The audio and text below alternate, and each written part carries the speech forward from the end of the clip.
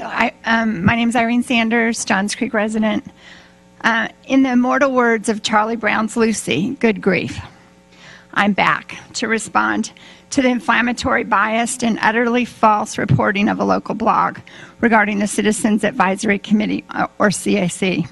In a September 9th posting in that notorious blog, it was claimed that the June 2016 draft of the Comprehensive Land Use Plan was being pushed through. I came before the City Council on October 16th, just 2 weeks ago, to refute that claim, explaining that the committee had held no fewer than 15 meetings in the past year, and that during that time the committee has solicited public feedback regarding this draft plan and actually continues to solicit feedback to this day. 3 days later, on October 19th, the local blog claimed credit for a majority of resident comments. The only trouble is, those residents that did comment as a result of the discredited September 9th blog posting did so essentially based on false information.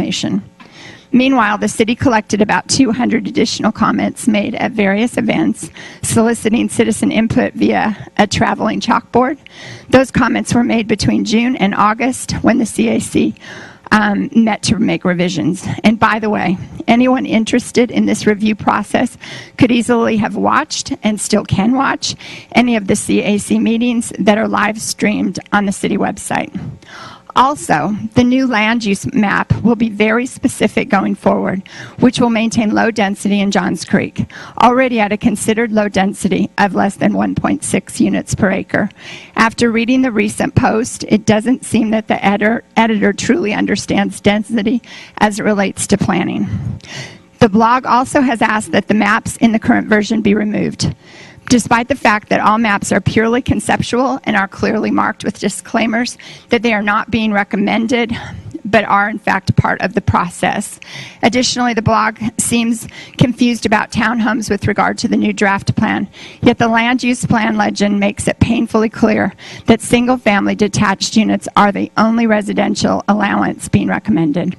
The last statement in this inaccurate blog sought an explanation as to why the city is developing plans for private property. The CAC is simply looking at the land in Johns Creek, making statements of what would be appropriate should that property come before City Council for rezoning. The state mandates that we have a comprehensive plan for city land use, and most of the land is privately held.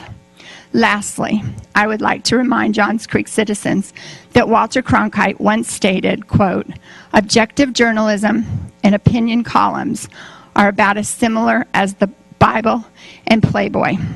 So please take the time to find objective sources for your information rather than this biased and sadly uninformed opinion column." Thank you for